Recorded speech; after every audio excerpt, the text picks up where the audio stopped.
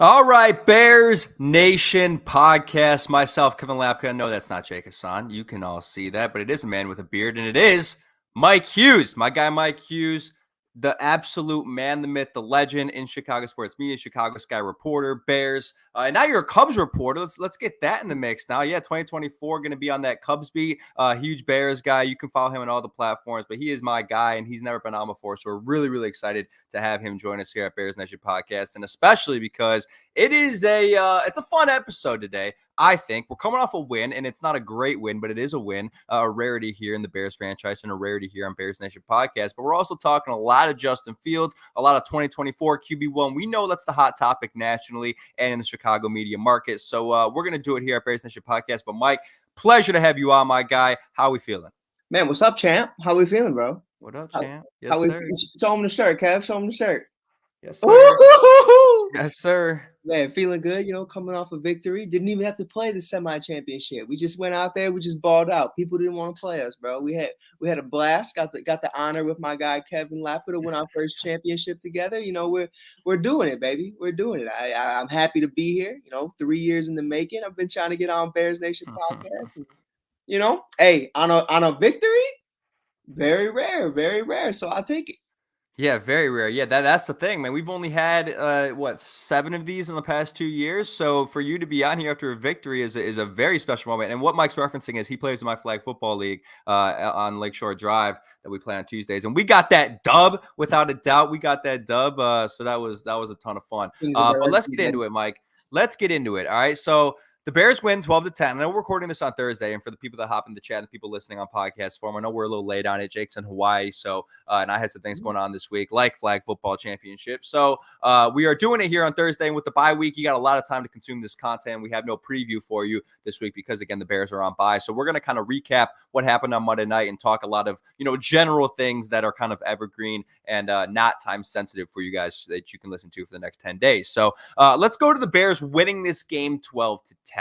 And to me, Mike, the reaction to the game from a lot of people has been, let's just put it in my words, frustrating. Okay. And let's start with the aspect of Justin Fields, because he plays a game in which the first drive is exactly what we wanted to see, right? Moving the ball down the field. The designed, rollouts was perfect for Luke Getz. We're like, okay, this is sort of a branch off from what we saw against the Detroit Lions, right? They did a lot of good things, and they went away from it in the fourth quarter.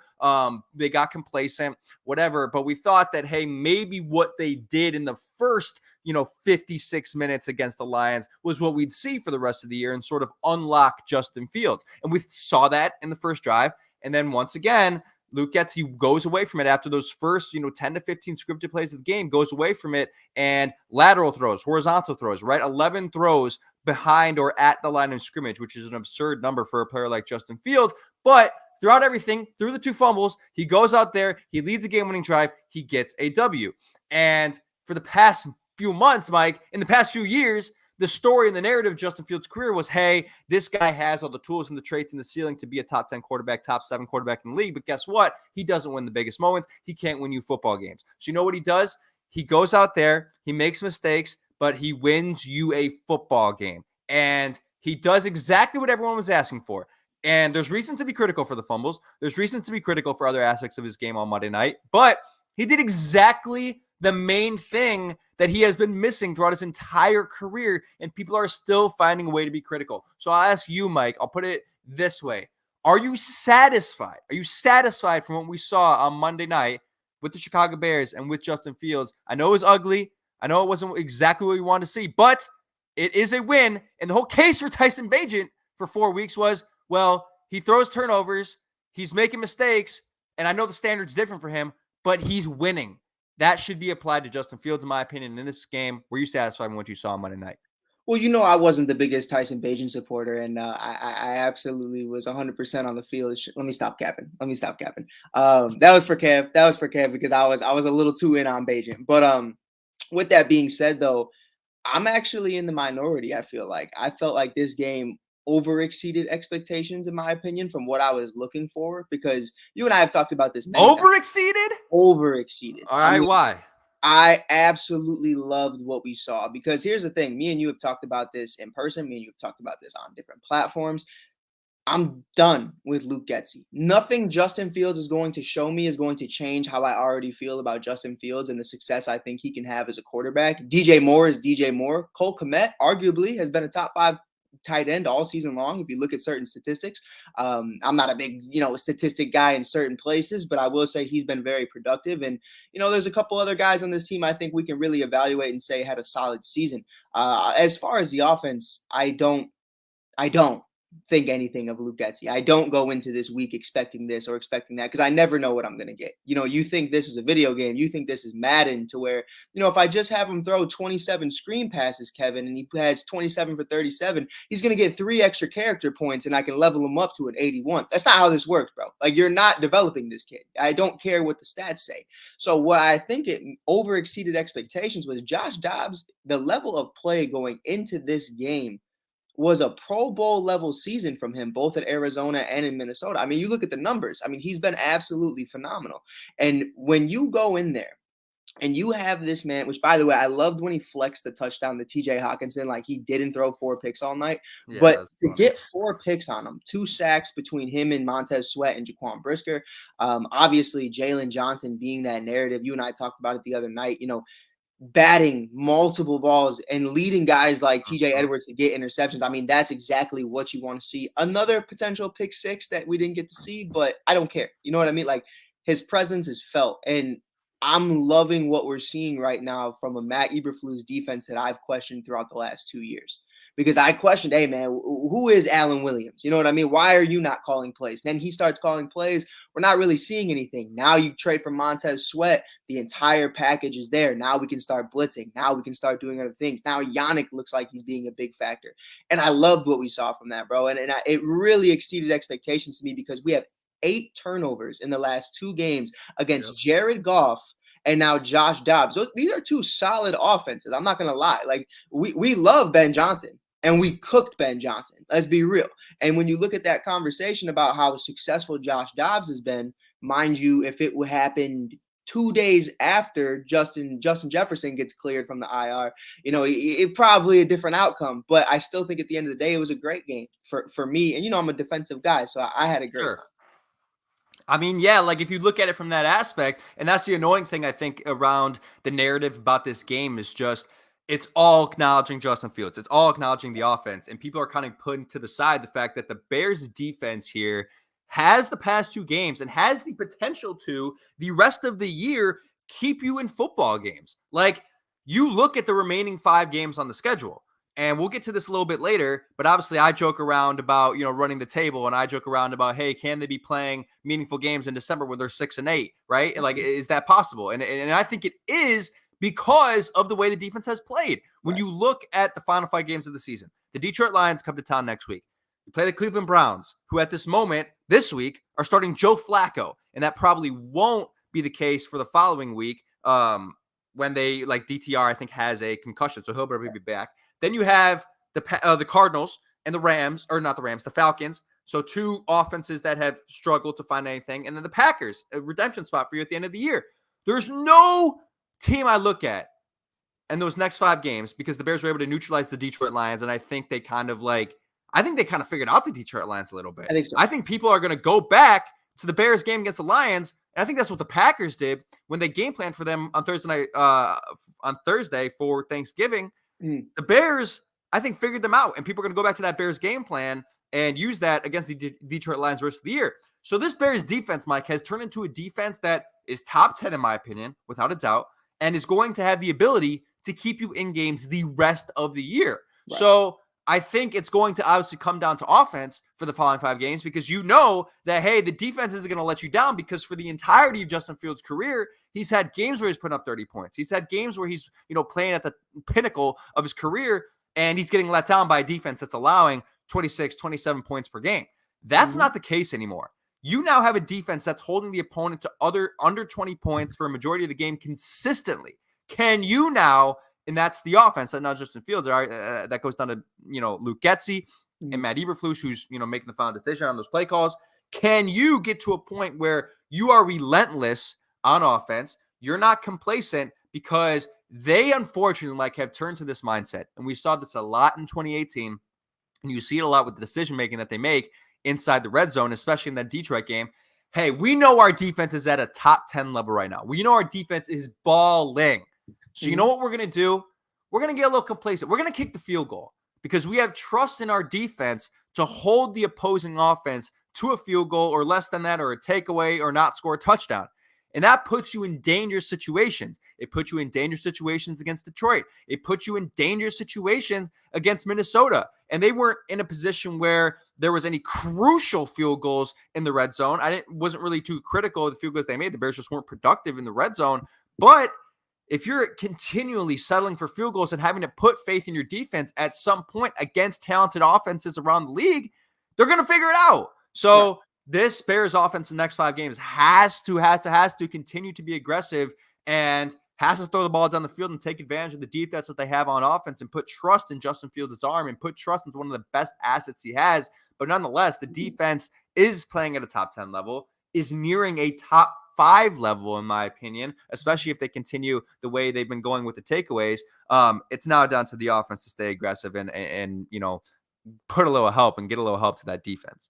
Yeah, without a doubt. And I don't think we're not going to sit up here today and sell you that we are the 2022 Detroit Lions, to where we potentially, the final game of the year, oddly enough, again, against the Green Bay Packers, could potentially be a playoff type atmosphere. It could potentially be a playoff game, but it is as of today, it is in the realm of possibility that going into that game, the Bears are 8-8 and could potentially host a wild card. And that's just real. And that's really what it is. And is it going to happen, Kevin, after the season we've had so far? I'm not going to sit up here and sell anybody that. But, that understanding that me and you can even have this conversation somewhat confidently right now is a positive, because we have had this conversation all year long about just having consistency, going into a game and saying, maybe we could win this game. You know what I mean? It's not like me and you on Instagram before the pregame where half of what we're saying we don't believe and the other half we fully do. You know what I mean? Like, this is genuinely looking at it and saying, okay, well, we've seen the blueprint and we've seen what we're able to do. And you talked about 2018. I want to take it back to that. Nobody could figure out the Rams until Vic Fangio went in there and we figured them out. And that was really what it came down to. And again, that was against Jared Goff yet again. So I think it's more of a Jared Goff thing than it is anything else. But I love the scheme. I love the setup and the play designs of Ben Johnson in that game. But I just think Jared Goff just got exposed in certain situations, and Jalen Johnson was just eating it. But, I think there's a lot of different ways it can go. And you mentioned it. I mean, we're looking at Kyler Murray. We're looking at Jared Goff. We're looking at Jordan Love. I don't even know who's starting at quarterback right now. ATL, is it Heineke? Is it Ritter? I have no idea who it's going to be at that time. But these are winnable games. And then, like you said, potentially Joe Flacco. Like, what are we talking about, bro? What are we talking about? No so I think we're in a great position right now, man, to really continue to see this defense develop and grow. We called them the baby monsters of the midways the other day. I don't think they're quite there yet, but they are definitely developing into who we want them to be. And I think Montez Sweat was the bridge gap to getting there, because you were missing that X factor. You were missing that pressure that you could desperately bring. And I'm really excited about that moving forward, man. 100%. And we'll get into more of this in a bit about why I believe the Bears are in a better spot than what most people think they are. I know they're a 4-8 team, and it's like, how could you think that they're in a good spot? But there's a lot to dissect there. But let's go back to this game a little bit and talk about a few more things, right? Let's talk about, who got the interceptions. We had TJ Edwards, get one. We had Kyler Gordon get one. I believe, did Kyler Gordon get one? I'm tripping. What am I missing? Was it here? Stevenson? I think it was Stevenson didn't play. Sorry. It was TJ Edwards, Jalen Johnson, Kyler Gordon, and Jaquan Brisker. So you had 3 of your 4, primary, secondary guys show out, and then you had TJ Edwards show out. I want to go back to what you're talking about with Jalen Johnson. Like, the conversation needs to be had about Jalen Johnson being a Pro Bowler this year and about being an All-Pro.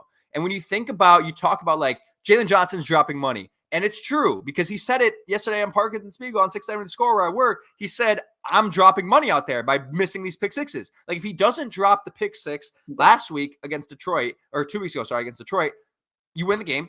If he doesn't drop the pick six on Monday night, like, you obviously won the game regardless, but it would have been easier. And like, those are plays. Like, there's a reason Jerron Bland is in the Defensive Player of the Year conversation. It's because he's taking balls to the end zone. He's winning the Dallas Cowboys games with touchdowns. And that's what Jalen Johnson could be doing. He's not doing it. And that's going to help him, that's going to hurt him from losing some money in the offseason. But when you go into those negotiations, the only two things that matter are accolades, Pro Bowl, All Pro. When you talk about a player's career when they retire, you don't go back to plays that they dropped. You don't go back to certain statistics like, passer rating, winning coverage. No one looks at that shit. You look at Pro Bowls and you look at All Pro, right? And you look at Defensive Player of the Year and Defensive Player of the Week, right? This is a moment for Jalen Johnson to finally get on the board with those accolades, and he is on pace as to being one of the best cornerbacks in the NFC. Like, he is playing at that level, and it'd be so deserving for him to get that honor if he keeps playing this way. His interception, was a duck by Josh Dobbs, but he made the play, got the ball in his hands, and he took it. And obviously, he neutralizes anyone who he's guarding throughout the entirety of the game. So the Jalen Johnson as it pertains to the Bears, right? Because there's a lot of people who think at this point, Jalen Johnson doesn't want to be a Bear, but it's going to be out of his control. They're slapping that franchise tag on Jalen Johnson. There is no doubt about it. And they're going to say, hey, like, if you don't make the Pro Bowl and All Pro this year, guess what? We'll slap that franchise tag on you, and you're okay. You're going to make, I think, $10 to $12 million. You're okay. You'll be fine, right? But next year, 2024, you ain't dropping those interceptions. No. You're catching those damn balls. You take it to the crib, and then we'll give you the contract extension you're looking for of $20, $25 million a year, deserving of top 5 cornerback money. So obviously they're going to slap that franchise tag on him, I think. I hope he still gets the extension. I just don't think it's likely. But just the way the secondary has played, like we talked about at the beginning of the year a lot here on Bears Nation Podcast, this has the potential to be a top 5 secondary in the league. People called us crazy, Mike, and we're at that point where they're almost, if not already, a top 5 corner secondary in the league. Yeah, 100%. And, I want to take it back to what we've already seen in the Ryan Poles era. Stats matter. Stats matter a lot to Ryan Poles when it comes to re-signing you and extending you to not only a solid contract. This is not a Cole Kmet type deal. I mean, I'm expecting Jalen Johnson to be demanding one of the highest paid corners in history. I mean, that's just what I think his market is right now. And I think he's itching to get close to that. I don't know if he's going to get quite that, but I think he's trying to get close to that. And with that being said, Kev, we had this conversation last year. You and I sat here, not on Bears Nation Podcast, but you were on Mike on the mic, and we said, do we keep Roquan Smith? Why not? He's never been an All-Pro. He's never been a Pro Bowler. It mattered. Those statistics mattered.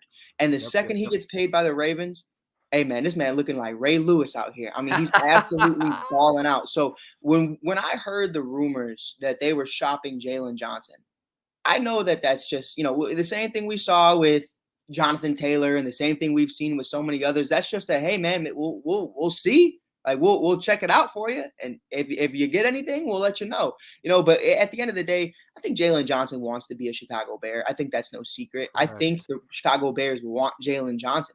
I think the only conversation, and especially myself playing in the secondary my whole life, you look at what somebody is good at. You look at their strengths. Love a guy like Trevon Diggs. But the reality of the situation is, my man, if you have no targets on the day, I'm 10 times more impressed than the guy who's getting burnt half the time. 100%. I mean, we look at what happened the other night, even in primetime. Shout out primetime once again in our flag football game. And, Kev's locking it down. I call it Lapka Lake. Kev's doing his thing, man. I mean, I had a guy even say that he shouldn't be playing. He should be playing real football. And, it's one of those conversations, though, for the rest of the night. Kev's job was relatively easy because nobody was throwing his way. And that is a positive. That shows you exactly what you need out of your number one corner. Guys are not targeting you if Jalen Ramsey's covering you with prime Jalen Ramsey. And even today, and you have these conversations about, who you need to have on this roster. Kyler Gordon, I love Kyler Gordon. Tyreek Stevenson, he's growing on me a lot. It's a rookie. And I love what we're seeing. But them alone, Kevin, what are they going to be without a Jalen Johnson there? That's the question. And I don't want to have that conversation yet. I want them to continue to be mentored by him. I want them to continue to grow and develop with him alongside them. And I think he is the cornerstone piece to this defense that you look at a Kyle Fuller, you look at what others have been able to do, a Charles Peanut Tillman, a Tim Jennings. We need somebody on this defense that has been there through the bad times. You Correct. can't just have a bunch of nobodies. You can't just have a bunch of guys who want to come on the team because, hey, man, Chicago's back. The Bears are back. No, man, we need a Justin Fields who remembers the bad days. We need a Jalen Johnson who remembers the bad days. It means everything. So I'm excited about it. Yeah, and I want to address this comment here, Nano CBD in the chat on YouTube. The GM cannot pay everyone. ... It's a business. I mean, he doesn't, and so that's that's almost what we've been critical of with Ryan Poles is he hasn't paid the people deserving of it, and that's why when they traded for Montez Sweat, people just simply weren't confident they'd sign him to an extension. People were so worried about that trade for Sweat because they thought that that Ryan Poles was incapable of negotiating long-term contracts with talented players. Luckily, they do lock in Montez Sweat. But like you look at the best teams around the league, they lock up their good players long-term. They lock up their young players long-term. There's no franchise that's successful year over year without doing that. It's a very rare thing to do. You look at a team that is a really good example of this, and they haven't won a Super Bowl, but they're doing it right now, and they're proving it to be successful. The Miami Dolphins, man, they're just trading for everyone and signing everyone to contract extensions. Tyreek Hill, Jalen Ramsey. They traded for, there was another edge rusher, I believe, that they traded for. Bradley Chubb was the other one, right? Like, they're just bringing in guys and paying them.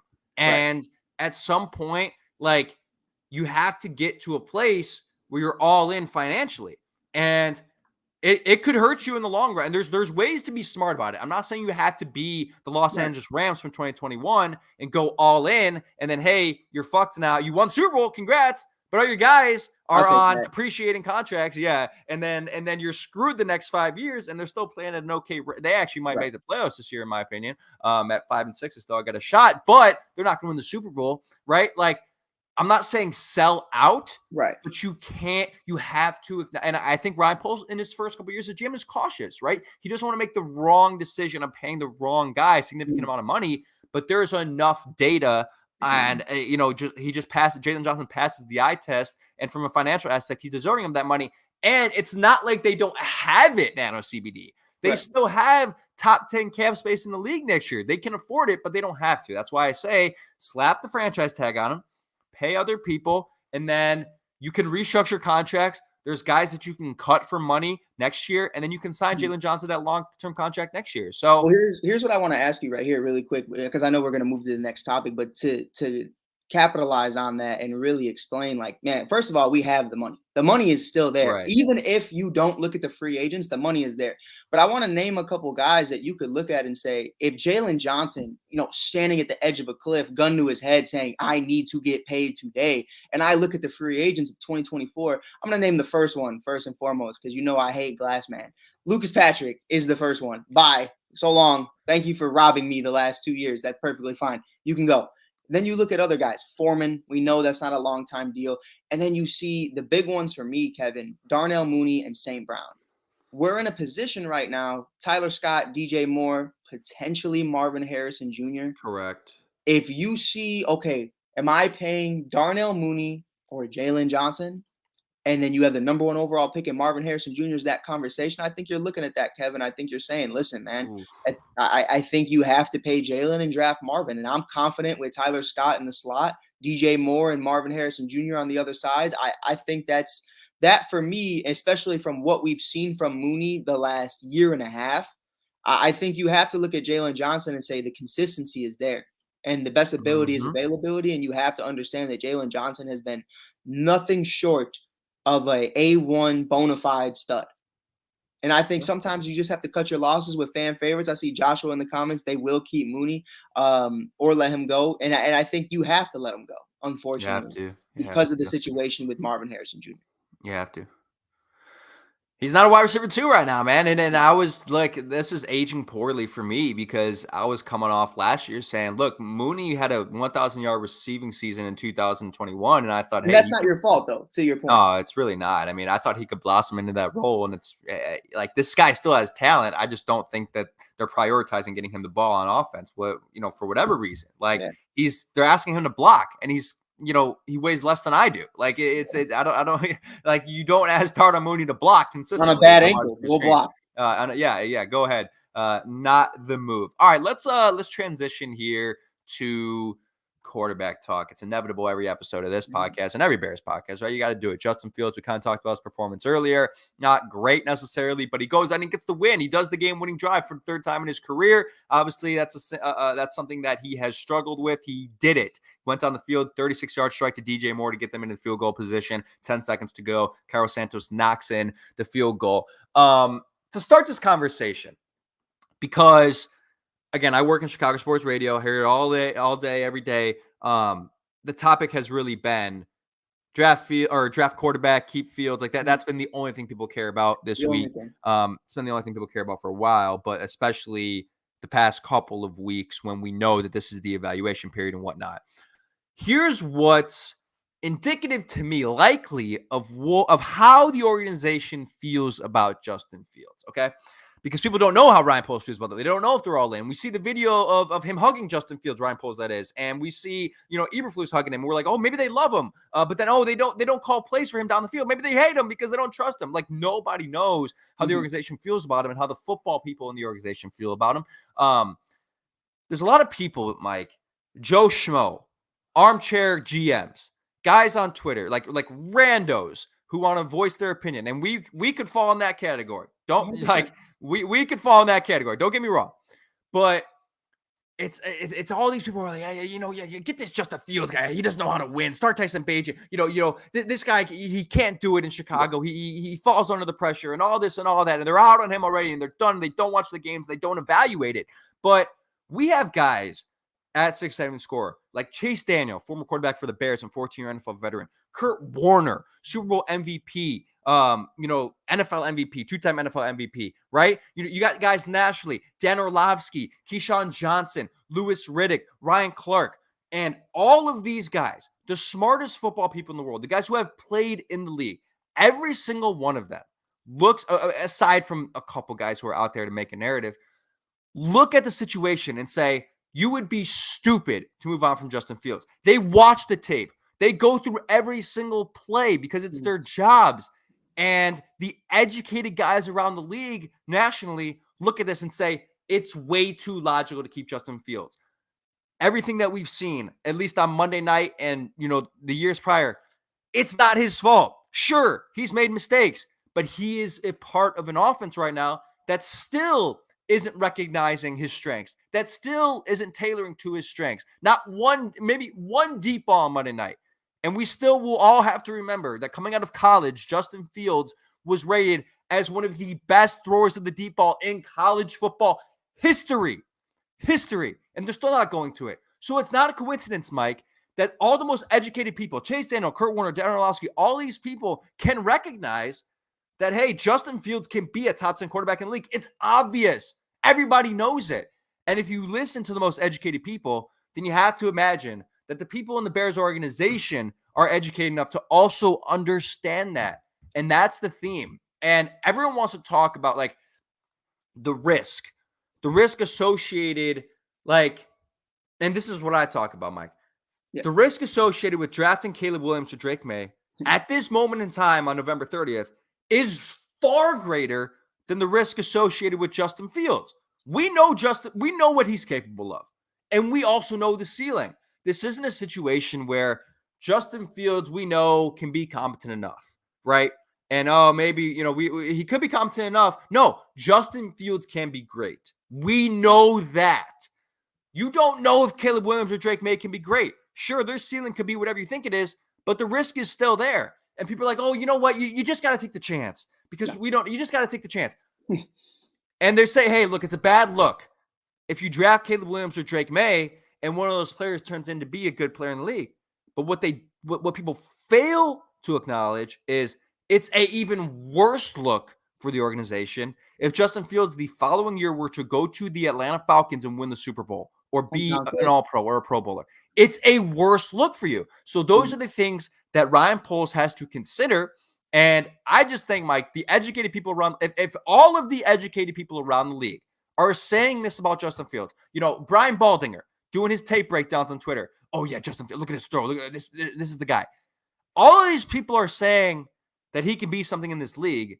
I just don't know that the front office will have the balls, and they shouldn't have the balls to move on from that at the end of the year. So that's the start of this conversation. Mike, I'll hand it over to you. I rest in peace. I mean, speak my peace. I don't rest in peace. I speak. What else I got? What else I got? You know what I mean? Like, you hit all the points, but to kind of just continue that conversation to just make the people happy. We have to have these conversations because unfortunately we're in Chicago to where quarterbacks will get the blame, and the second they ride out of here, the Doug Flutys of the world will have success elsewhere, and that's just real. And I think at the end of the day, the conversation we need to start having is, what is the problem? You're talking about the hug. And by the way, that was a deep hug. I mean, that was a tight hug. Ryan Poles looked happier than I've ever seen Ryan Poles. Now, when he hugged Flues, I didn't see that same excitement. But when he hugged Justin, it's like he was hugging a son. I see he was hugging a son. But with that being said, though, what I did see is Ryan Poles in the press box. I saw him in the press box in his suite, whatever he was sitting in, and he said it. I watched this man utter the words on social media. Same play over and over and over. And he literally went like this as he's watching on his laptop. He understands Luke Getsy's not the guy. He understands Matt Eberflus is not the guy. And you and I have had this conversation before. Whether you agree or disagree listening to this podcast, you don't get hired and 2 days later hire a head coach. That doesn't happen, especially as a first-time general manager. So, I think you go into this job saying, hey, man, congratulations. You're the general manager of the Chicago Bears. We just need you to pick from one of these three guys, and then you can do whatever you want to do. All right, cool. Picked one. Personally, myself, I was a Jim Caldwell guy, but that's fine. Anyways, with that being said, though, I think with Fields, you have a better opportunity to tell a story. James Morgan told me that the other day, man. He said, let's finish the story. And I want to finish the story with Justin because I've watched this story blossom since he was 15 years old. I watched him in high school. I watched him in college, and I've seen what he's been able to do. And for it to just transpire the way it has, it is just unfathomable to me that we're at this point in time and we're having this legitimate conversation. Yep. And I think that's the main problem. And that's really where I'm at with it is I understand what Fields isn't good at. I know what he's not good at. It's the same thing every week. Everything else, I feel like he has slowly fixed. The only thing is, man, sometimes you just got to know when to say when. Sometimes you got to know when to just throw that ball away. Stop running, stop going, stop holding on, stop fighting for the extra yard, lay down. Here and there, fine. But back-to-back fumbles that was due not to the defense making good plays, but due to Justin Fields just trying to extend the ball. And I love that from you, but sometimes you just got to know when to say when. That's my only problem. The accuracy has shown up. The legs, come on. We know that. We already know. And everything else has slowly progressed with DJ Moore to a point to where I'm like, all right, I'm confident with this. You know what I'm saying? And so I'm very confident in Justin Fields. And I also want to bring up a point. It is a statistic, I believe, 50 to 60% of number one overall pick quarterbacks taken are a failure. Yep. Personally, myself, I think Jaden Daniels is the best quarterback in this league, in college football. Right now. Yeah. I think he's going to be the best out of this entire class. And unfortunately, you can't draft him number one overall because that would make you look foolish. But if you take Caleb after what we've seen so far, and you take another UNC Tar Heel at quarterback, talk about the last one that did well, Kevin. Let's get another Mitch Trubisky. Because that'll be fun. Another Sam Howell, because that's better than Justin Fields. I just think right now the only logical conversation, like I've talked to you about before, that you can make from me is, well, you want a quarterback that's going to be on a rookie deal for the next 4 to 5 years. But at the same time, to that point, it's not like Justin Fields drafted 11th overall. It's a number one overall pick who's going to be getting paid a decent amount of money. So I don't want to hear that conversation or that narrative either, because Caleb Williams or whoever would be drafted at number one would still be making some good money. Exactly. So I'm with Fields, bro. I'm with Fields, and I'm really quick for the clickbait. Hey man, I saw what John Harbaugh was able to do with Lamar. Give me Jim. Yeah. Call his brother John, ask for some pointers. We'll get to that, Mike. There's a rumor. We'll close the episode with that. Don't you worry, because we saw that rumor last night from Diana We can Rossini on run the it. herd. We We'll can run that in a bit, but I want to conclude this conversation here with Justin Fields. I think a critical thing is like good teams have a good, or good organizations, good front offenses. Mhm. Sorry, by the way, for people listening, I'm sick as hell, and I'm sure you've heard this the past 35 minutes of this episode. I'm sick as hell, so It was that I'm game. all. It It was was that that game. We game. played outside in literal like 7-degree weather at the lakefront, so it kind of got me down bad. But the thing that good front offices do is they have a recognition of their locker room, a good recognition of their locker room, right? When you think about the best organizations, they have a good sense of the locker room. They know what the players want, and they tailor to that. That's what good teams do. And when you look at the Bears locker room, every single player in that locker room like would take a hit for Justin Fields. Yep. Every single player in that locker room loves Justin Fields. They know the work he puts in. They know the time he spends watching tape. They know he is, a brother to them, and he grinds and works his ass off and puts his body on the line every single game, right? Like he doesn't ever mail it in. He's always going 100%. And you hear when he goes to the post-game or not post-game press conference, sorry, the locker room meeting that we all saw on social media, he says, my bad guys, like, I appreciate y'all, like, holding up for me on the defense. And they all immediately interject and say, no, we appreciate you, man. Like, we appreciate you. And then at the end of the clip, John Mooney, I think, in a high-pitched voice says, I love you, Justin Fields, or something funny like that. Right? Like, Is that Cole Beasley thing? yeah, exactly. Like, every single one of these guys would ride for Justin Fields. Right. And you know what, Mike? A majority of these guys on this team, especially on defense, are on multiple year contracts. Yep. These guys aren't going anywhere. Do you know what you're going to do to that locker room if you move on from him and Right. you start with Caleb Williams, who might be a little bit of a diva, or you bring in Drake May, whoever it may be, and they're not the same. And the moment they start to struggle, that whole entire locker room is going to start to turn on the organization and say, man, you had a guy here that we liked. You had Justin Fields, who we know is capable. You moved on from him and you brought in this guy, right? Like, Reminds you of what happened with the Eagles when you move on from Nick Foles. Everybody loved Nick Foles, and then you bring back Carson Wentz, and it's like a whole weird dynamic, and it's demoralizing, honestly, man. It really is. And to that point you made, though, I love the sideline Justin Fields moment when Jalen Johnson almost got that pick six, and that's a teammate. And from what we've heard. This is all speculation. This is all rumors. I don't know the kid personally. I'm not in the room in the media, so I don't know. But I've heard Caleb Williams could give part of my language, could give a fuck about his teammates or care about what his teammates have to do or what they have to do to win. He's checked out. He's been checked out, and that's not somebody I want in a part of this organization, especially in this city. Point.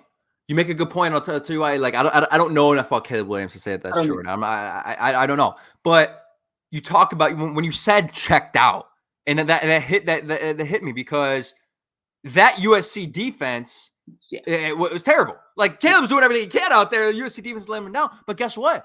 Justin Fields dealt with the same thing, right? He had every reason in the world to be frustrated because if he wins 8 games last year, we're not talking about this. And guess what? If the defense, I think, averaged opponent points per game of 23, the Bears would have won like 7 or 8 games last year. Like, he has every reason in the world to be checked out and not trust his teammates and be frustrated by the fact that he's putting his body on the line and doing everything he can. And his teammates around him, at least last year, hasn't been the case this year, weren't up to the challenge and weren't helping him out on the defensive side of the ball. And even on the offensive side of the ball, right? We saw Kenemy St. Brown drop passes. We saw John Mooney drop Game Mooney passes. But guess what? He always takes responsibility. And he's the only guy with a major voice in the organization that takes responsibility. Matt Eberflus rarely takes responsibility.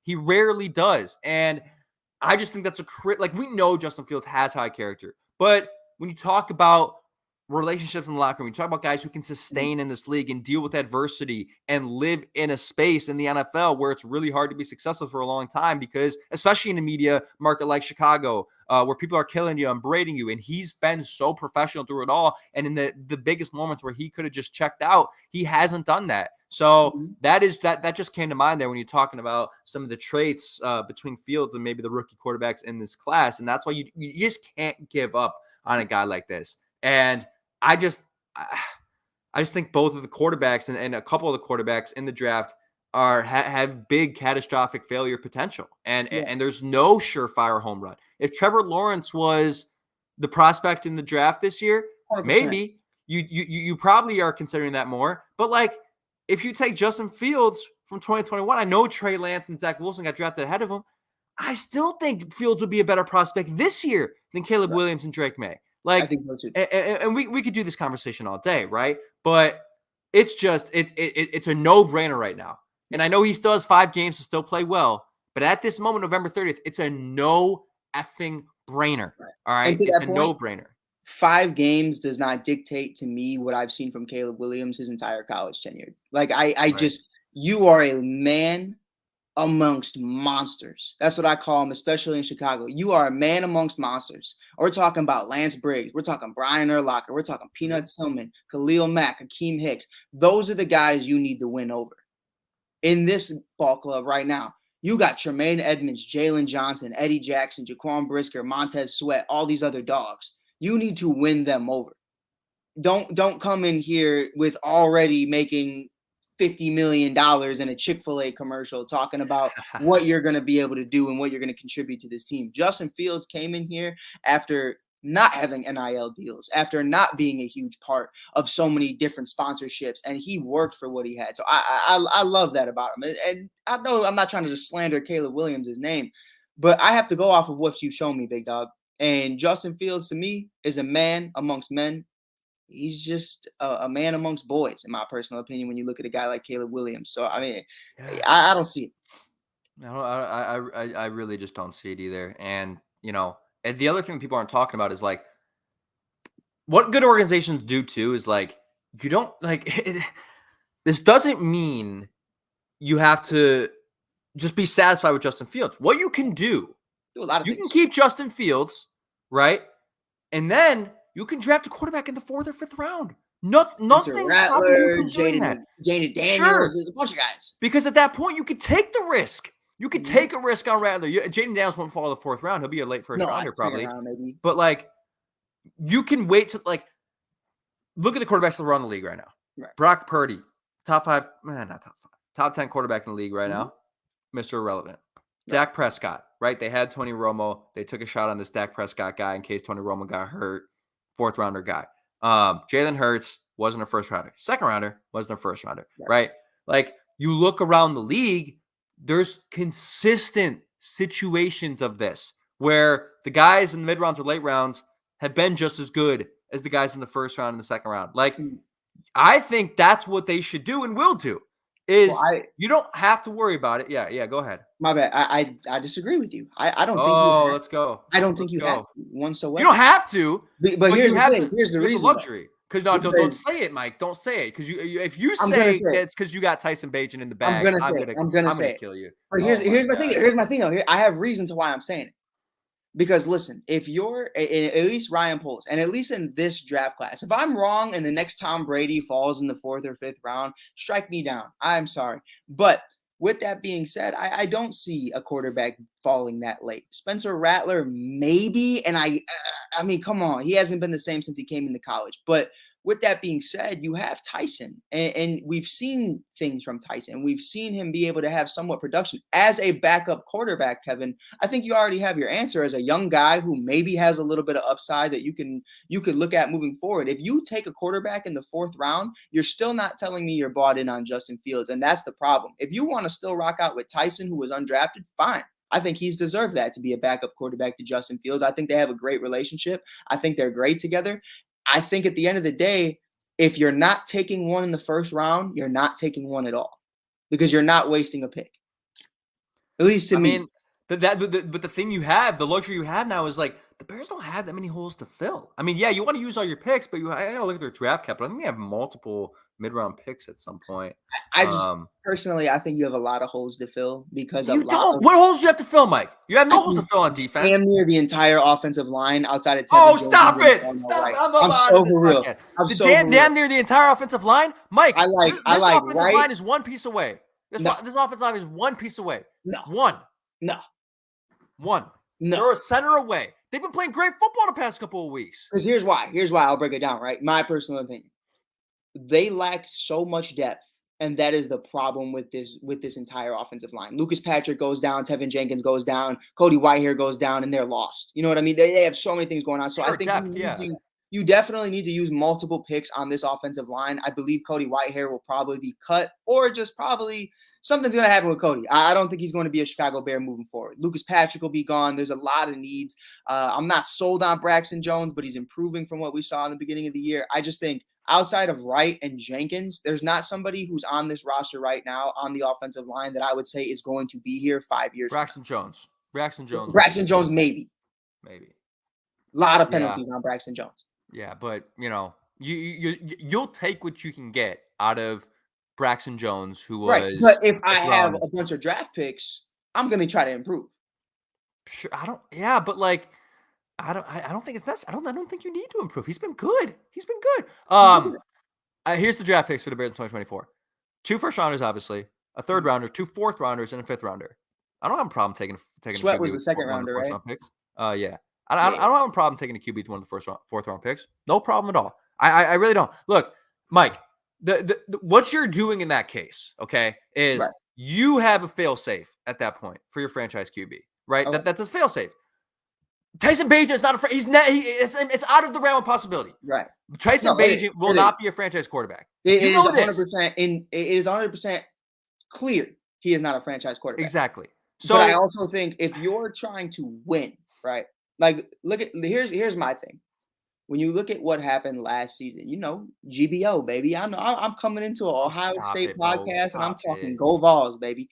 But you look at what they did and what they were able to do. You look at the Detroit Lions, who took a quarterback later on, and it's like, all right, they took Hendon Hooker, right? And it was one of those conversations where it's like, all right, well, that makes sense because everything else is already complete. Everything else is fine. Their offensive line looks great. Their defense looks great. They addressed all of the offensive issues. You have Jared Goff. So you have the luxury to be able to do something like that. For the Chicago Bears, I still don't think Eddie Jackson is going to be a long-term solution. I don't think anybody does. I still think there's a couple guys that you need to address. Hey, if we're not re-signing Jalen Johnson, you need another corner. Oh, that's just real. They're re-signing. You know what I mean, though? Like, you have to think that way. And I think when you look at Darnell Mooney and you look at all these other situations with the offensive line, the run game, there's so many different questions. And I think that's really what it is. The defense isn't great right now for Detroit, but it was set up to have – no one thought that. Everyone thought this defense was going to be solid. So I truly think there's more holes than we think.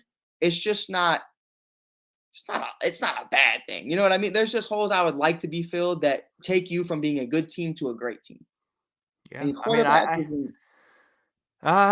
you have to remember, right? We talked about the money. They're going to fill some of those holes in free agency, which is why draft conversations always become easier after free agency and after you 100%. Figure out, what they've done. Like after free agency, we kind of knew the Bears would draft a tackle because they didn't sign McGlinchey, they didn't sign anybody else. And here's the thing about Ryan Poles, when you talk about, hey, drafting offensive linemen, where I don't hate that take is that Ryan Poles has a proven ability to draft offensive linemen. I mean, he like Darnell Wright is a home run right now. Like that guy is fucking good. There you go. I'll give you that one. Braxton Jones is fine, right? Like he's done a good job drafting offensive linemen. What he hasn't done a good job at is drafting wide receiver. But guess what? You don't have to worry about that if you draft Marvin Harrison Jr. because that guy is fucking unbelievable. Trust me.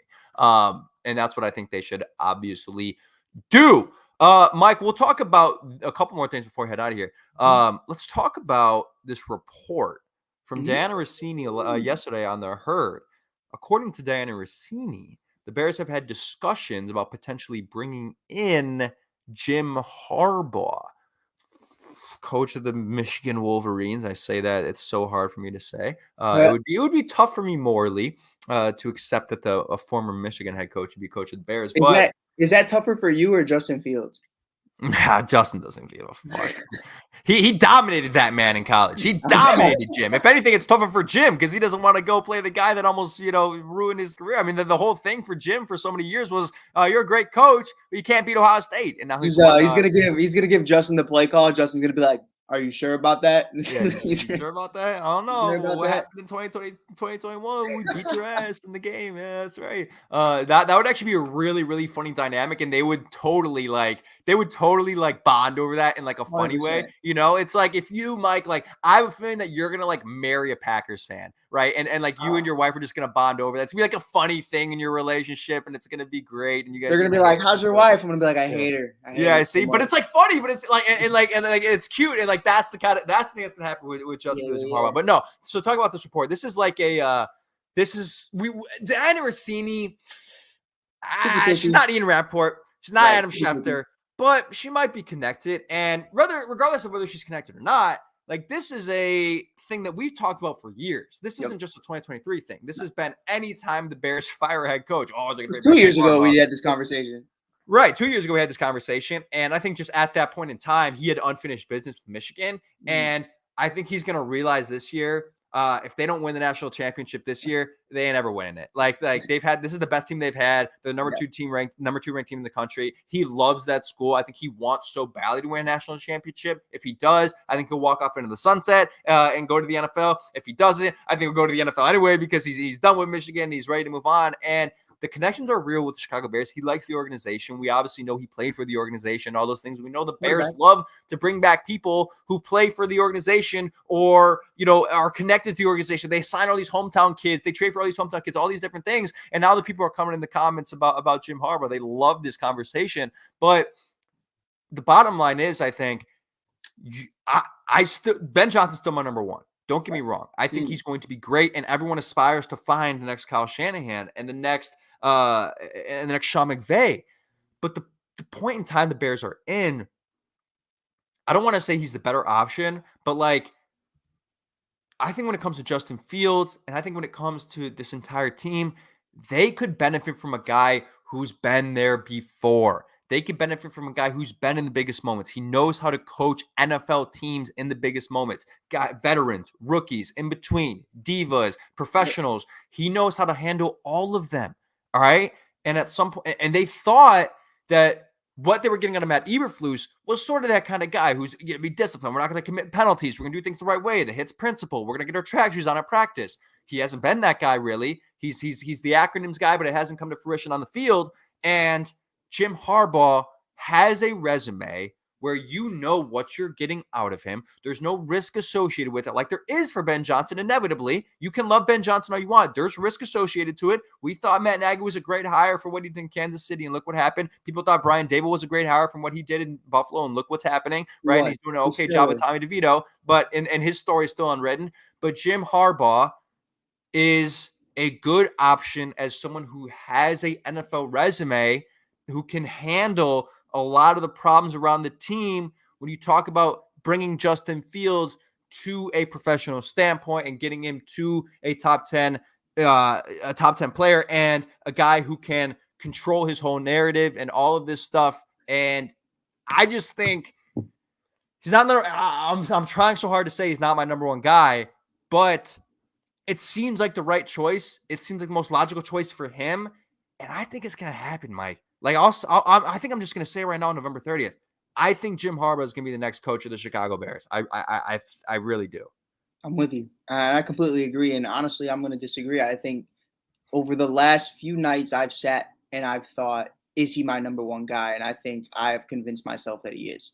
And I think I have so many different reasons for that. First and foremost, a guy who's been in the NFL before and a winning record that not only quadruples Matt Eberflus, but I mean, it's just so much more impressive when you look at the 13-3 season, 49-22-1 record in the NFL as a head coach. You look at him and what he means to the Chicago Bears. Now, Ryan Poles as a Chicago Bear, not so good. You know what I mean? Not so good. Yeah, he's a practice squad, training camp guy. Jim Harbaugh was a quarterback for the Chicago fucking Bears. Who understands the pressure? He wasn't good, but who understands the pressure more than that? After the Jim McMahon era, after the 85 Bears, where the pressure was the hottest. Nowadays, it's been so long, no one really cares that much. But back then, hey, man, you better come in here and you better whoop that trick. Let's be real. Like, you got to come in here and you got to handle business. And I think you look at what Jim was able to do with a Colin Kaepernick.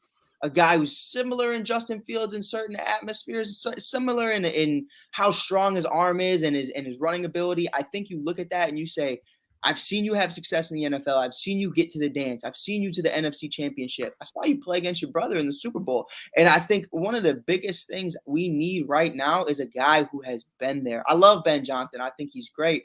But again, we've had that conversation about Dable and about Nagy and about Bieniemy and so many others. What's it going to look like when you're in charge? And I don't know that answer. I don't know that answer. I don't know what that's going to look like. We hope it's going to be successful, but at the end of the day, I don't know. But with Jim, he didn't leave the NFL because he couldn't handle it. He left because the money in Michigan was crazy. I mean, that man was living. So I think, like I mentioned earlier, I made a little joke. Hey, call John, call your brother, ask him what it's been like coaching Lamar Jackson.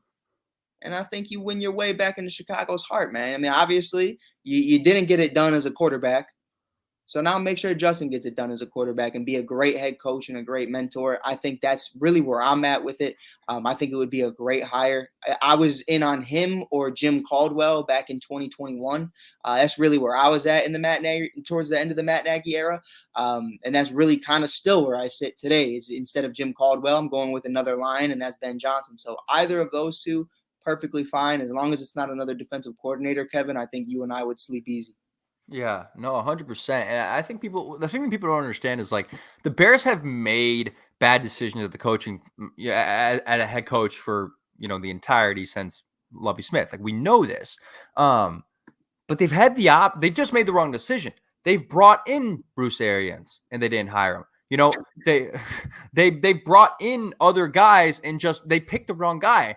And I think that has led to people believing that coaches don't want to coach for the Bears. They're declining interviews. That's not the case. The Chicago Bears are always going to get the pick of the litter at head coach. You're talking about a charter franchise with, significant money you're getting paid with the contract of being the coach of the Bears. You get to coach for this city, the third biggest football market, probably second biggest football market in the country, because Los Angeles isn't really, a football market with the Rams and the Chargers. Like, any coach would want that. And sure, they're aware of the pressure associated with that, but money talks, baby, and all that talks. And hey, if you could be the guy who brings this city a championship, you're a fucking hero. Even if you go 0-17 the next year, it doesn't fucking matter. You're a hero. Pardon my French. We're going off now. But they're going to get the pick of the litter. Jim Harbaugh has every reason to want to coach the Bears. He's not going to choose I think the other team rumored in the Rossini report was the Panthers. He's not choosing the goddamn Panthers. No. Are you stupid? The Chicago Bears, the team he played for in the Chicago market, versus the Carolina Panthers in a city where no one gives a shit. If they had C.J. Stroud, sure. But they don't. But you know what I mean? And I think Bryce Young can still be fine, but I do too. Justin Fields or Bryce Young, Chicago or Carolina, right? Like a fan base that cares or a fan base that doesn't really care. And I'm not going to say the Carolina fan base. Keep pounding. But keep pounding. Yeah, no. Jim Harbaugh is going to make this very easy for himself and say, look, I'm either going to return to Michigan, I'm going to retire as a head coach, or I'm going to go to the Chicago Bears. Those are the only three options for him. He ain't going to Carolina. He ain't going to Atlanta. He ain't going to any of these other places. It's the Bears or bust for him, and that's just the way it's going to be. Notorious TBG in the chat said, threw up low when you compared Fields to Colin.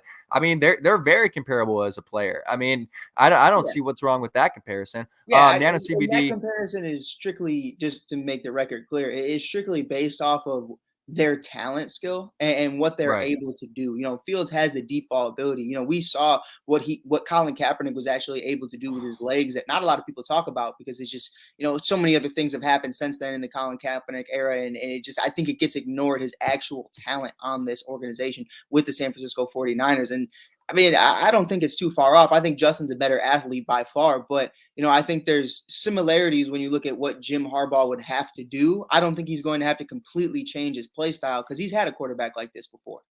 Yeah, no, 100%. I agree with that. And Joshua Ring makes a great point about if they hire Jim, who does he bring in? I'm not sure. I have to remember the coordinators in San Francisco at the time. I was saying he'd hired the same coordinators, but I got to remember the guys like in that tree. I know a guy who used to coach in San Francisco. Mike Hughes. No, let me stop. No, stop it, bro. No, let me stop. It. Let me stop. Stop it. No, yeah, and Daniel CBD makes an interesting point. He wasn't making $4 million a year. Are you sure about that? Are you sure about that in a CBD? I don't Where? know. Michigan got that Jordan money. They don't. I think they're paying Harbaugh way more than $4 million per year. The 2020 season was the COVID season. They maybe had 4-year extension where his salary is roughly $4 million. I don't think that's true. I'm gonna put Mike on the research team real quick to look that up for me. And then Notorious TBG says, "Nah, I agree. Their comps is just bad juju."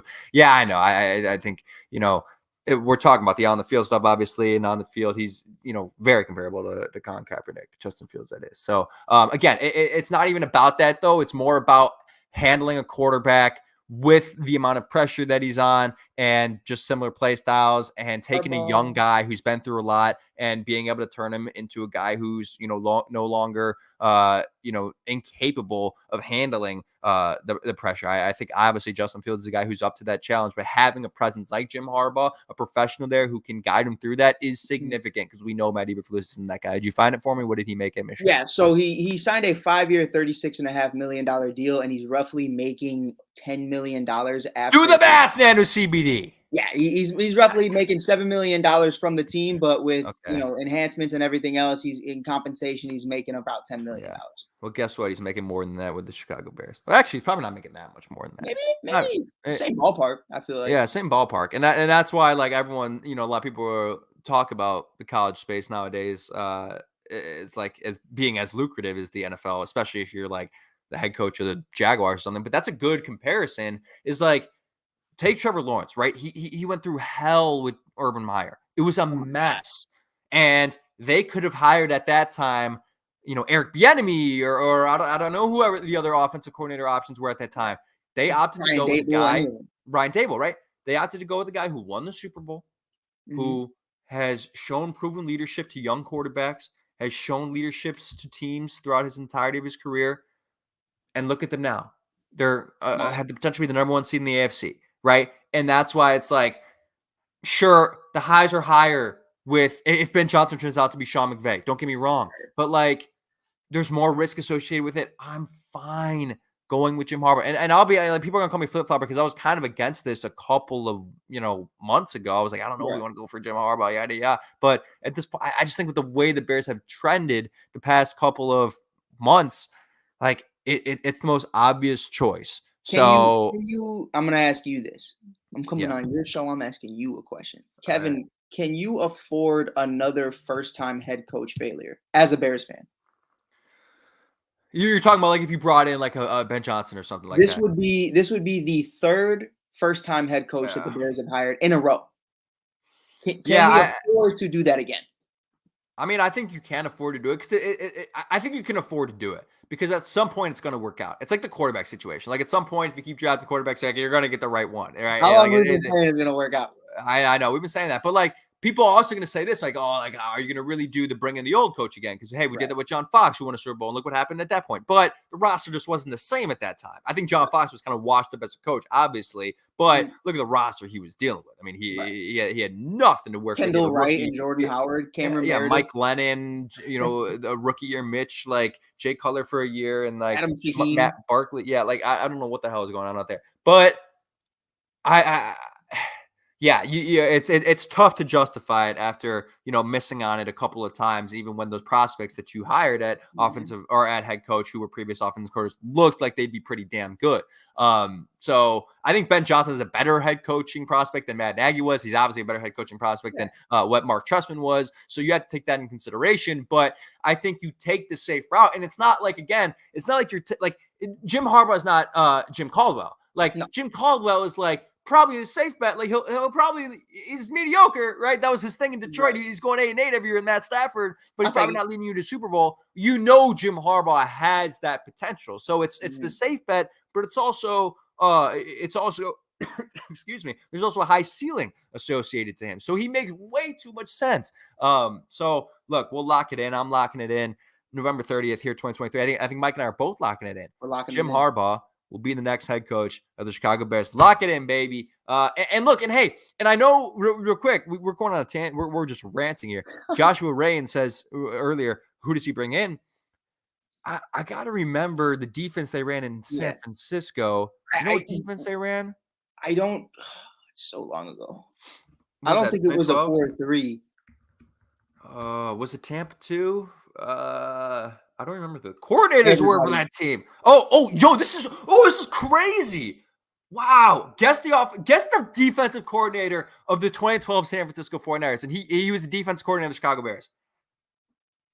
Oh man, is this relevant? Is it like recent? Recent defensive coordinator of the Chicago Bears. It's not Sean Desai. No, God, no. Stop it. You're Stop. better than that. Couldn't have been Fangio. Yep.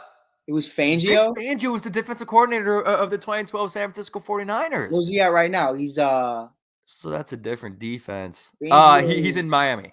Fangio's in Miami. Yeah, Right, I'm pretty sure he's in Miami. Yeah, he ain't in Miami. No, I'm not saying he's in Miami. What? No, he's not leaving Miami. But in the offensive coordinator, Greg Roman. How funny is that? Don't bring back Greg Roman. I don't want you to no. bring back Greg Roman. Okay. I'm cool with that. The Ravens offense is looking just fine without him. But things can change. But Vic Fangio obviously runs a different defense than Matt Eberflus. Because I was going to suggest, hey, I wouldn't mind keeping Matt Eberflus as defensive coordinator the way he's running that defense right now. I think if they bring in Jim Harbaugh, it's not going to happen. Do you think, as a man, you could do that though? Like, do you think Flus would be okay with that? Oh, I'll take a demotion. Like, I couldn't. Yeah, he's not getting a head coach job anywhere else. No, 100%. But like, do you think like could you stay there, bro? Because then there's like, it's just such a weird feeling. I feel like when you're not anymore, and it's like, what do you even say? You know what I mean? Like you don't have the same pull. It's not your hits ideology. It's not what you want. I see no world where he stays as defensive coordinator. Okay. I partially agree with that just because of the point you're making. And when you bring in a new guy, they like to pick their own guys. Let's kind of clean house, right, is the old adage. Right. So I think for that case, yeah, you're probably right. Mike, I'll close with this, okay? Yes, sir. It's November 30th. The Bears are 4-8. We talked about the potential of running the table. We talked about how, hey, maybe these next few games might be interesting. If you can get to 6-8, maybe we can have a little fun watching the games in December because there's a chance that they could get to 9-8, right? Like, let's just have fun here. We have nothing to lose here as Bears fans. Like, let's just have a little fun. But the greater recognition is the majority of this podcast has been about the future of the Bears, about 2024, right? New head coach, but same quarterback, right? Free agents, Jalen Johnson, all this stuff, and when you actually take it piece by piece and you look at the Chicago Bears, like you should actually feel very good about the future of this team. And we don't talk about it enough because it's been lost in the slog of a season we've been through.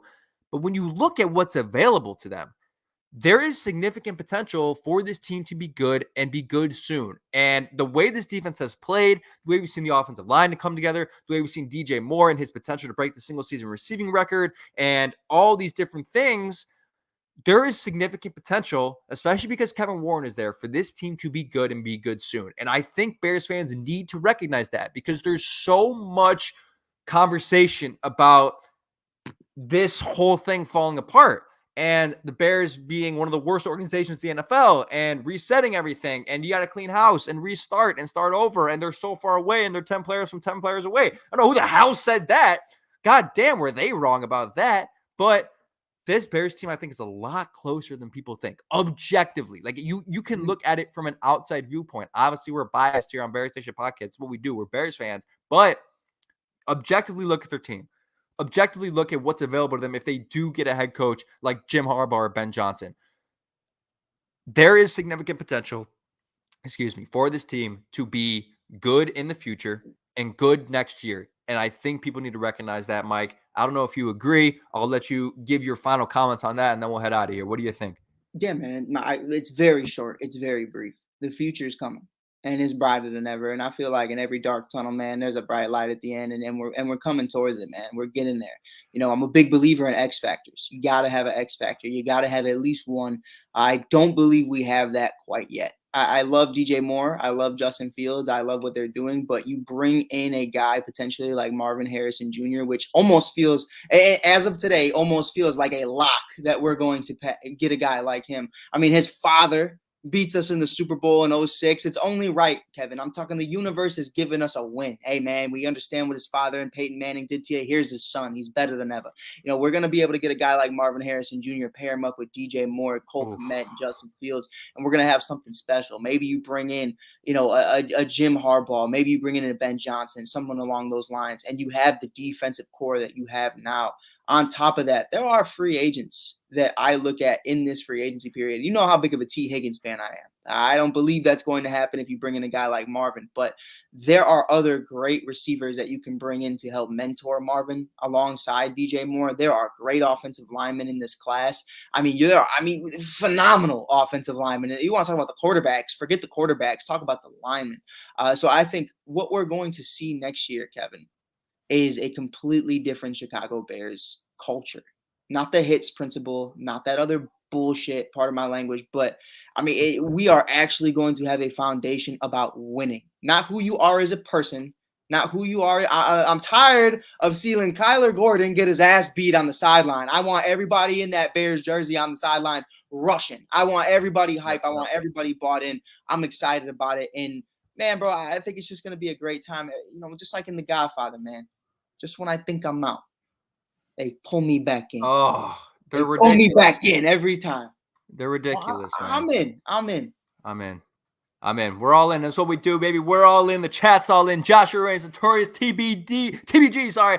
Nano CBD, Michael Dodson, Thomas Gage. Obviously, I'm Skox here from The Jump. We appreciate all you guys being active today. I don't know when we'll be back. Maybe Mike and I will do a fun little show. Optimistic Kevin is back. Hey, Optimistic Kevin never left, Joshua. I never left. Actually, I lied. I might have left a couple weeks. But we're back. Let's ride. It was the Tyson Bagent era. Then he was gone. Yeah. It was that era. I was like, hell no, bro. They're really going to make this Justin Fields dude the scapegoat. This is crazy. Maybe Mike and I will do a fun episode on Monday. Maybe we'll do a mailbag or something. Who knows? Jake's going to be out for a couple more days. He's in Hawaii celebrating his friend's engagement. But we'll be back for a preview episode next Thursday for the game against Detroit Lions. But Mike, again, appreciate you stepping in, my guy. Obviously an absolute pro as usual. You guys got to follow my man, Mike.